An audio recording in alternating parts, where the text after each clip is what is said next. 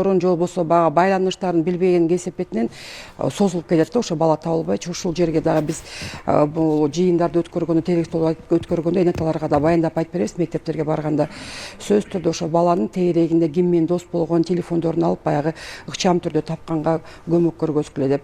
Албетте бала табылгандан кийин биз өзүбүздүн райондук иштер бөлүмүндө балдар менен иштөө инспекциянын кызматкерлери кандай бир маалымат алып, бала менен маек курат, эне атасы менен маек курат дагы.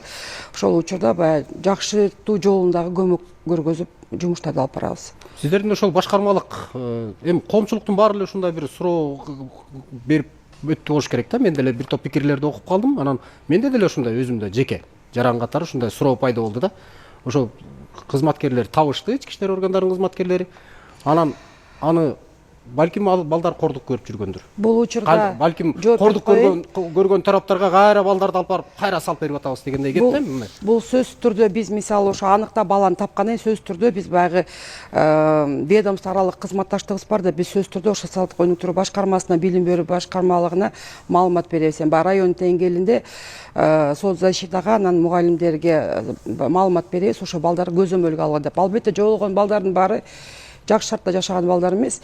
Бул учурларда баягы социалдык тармакка маалымат бергенде бул жашоо турмушуна жакшыртууга кандай бир түздөн түз салым кошуп жардам берүүсү максатында дагы жардам беребиз.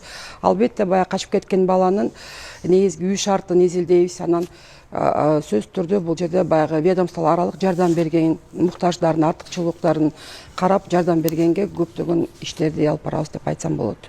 Үй бүлөлүк консультант, психолог отурат Рустам Казакбаев. Сиз кандай ойлодуңуз бул маселеге? Бул жак уже профилактика эмес, бияк уже натыйжасы да, результат. Ооба. Жоголду, издеди, тапты. Бияк жагы профилактика болуш керек да. То есть мен экөөнүн ортосунда отурам. Профилактика деген бул үйлөнгөндөн кийин эле башталыш керек да. Үйлөнөргө чейин дагы ошол сабактарды өтүү маанилүү. Кандай жубай болуш керек, кандай ата эне болуш керек, кандай балдарды тарбиялаш керек деген. Бул сабактарды мисалы адам жана коом деп мектептерде илгери берчи азыр андай сабак жок экен, балдарымдан сурадым. Андан кийин биз Америкадан дос балдарыбыз көп, анан биз да ушул бир проект алып барганбыз, Chaplain деп коет. Chaplain деген бул участковый сыяктуу, бирок только семейка менен иш алып барат. Мисалы милицияга звонок болгондо буларга биринчи эле аялы чалат да, сабап атат, балдар качып кетти, тигүү дегенде семейка деп коет. Милицияда чалганда семейка деп коет да, ким барат деп семейканы алгысы келбейт. Анткени арыз жазгандан кийин алар барып кайра арызды алып алат. Күйөөсүнө арыз жазат да кайра алып алат. Ошондуктан ал иш өтпөй калат дальше. Ошондуктан семейкага атайын бир неме бар, подразделение милицияда. Аларда Chaplain деп коет. Алар участковый сыяктуу ушул өзүнүн кварталындагы проблемный семьялардын баардыгын билет да. И ошолорго барып бул бияк жакта социальный тармактагы адамдар менен кошо иш алып барат. Алар эгер уруп аткан болсо, сабап аткан болсо, алар сразу эле баланы алып кетишет. Жана Америкада балдарды алып кетет экен деген суроолорду ошол Chaplain'дер кылат да. Chaplain'дердин бизде Кыргызстанда жок. Андай вообще тарбия подразделение да жок, отделение. Ошондуктан биздин ушул бүгүнкү чогулушто мен ошонун минустугун көрүп атам да. Ушул Chaplain деген бул милиция кызматкери, ал толук укугу бар, арестовать эткенге, камап милиция алып барып, семей териштирүүгө да. Психология боюнча ата энелер жоопкерчиликтүү балагачы. Ата эне баланы төрө электен мурун эле жоопкерчиликтүү. Эмчектен баштап эле чапкылап башташат да. То есть жөнөнбейсиңби депчи. Анан ошол насилие да негизичи. Анан баланы чапкылап ал аябай көп кордук көргөндүктөн ал качканга аракет кылат.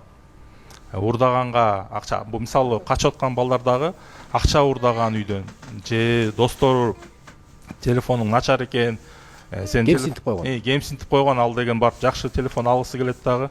Барып ошол негизде көптөгөн мындай кемсинтүүлөрдүн негизинде балдар үйүнөн качып атышат. Ошол бул уже результат да.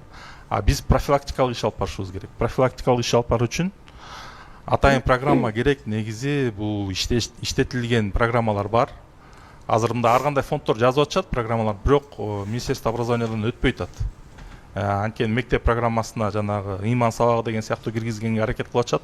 Бирок бул религиозный болгондуктан өтпөй калып атат да. Бирок ал религиозный эмес, мындай адам жана коом бала тарбиялоо деген сабак. Чыныгы тарбияны камтыш керек. Тарбияны киргизиш керек дагы. Бул жаштарды үйлөнө электен мурун ошону өткөрүш керек да. Бизде барбы эми Жазгүл айым? Бизде ошондой иштейби сиздердин бөлүмдөр, социалдык өнүктүрүү министрлиги? Ошентип иш алып барышабы? Тажрыйба бизде колдонулбайт. Колдонулбайт. Бирок биз негизи ички иштер министр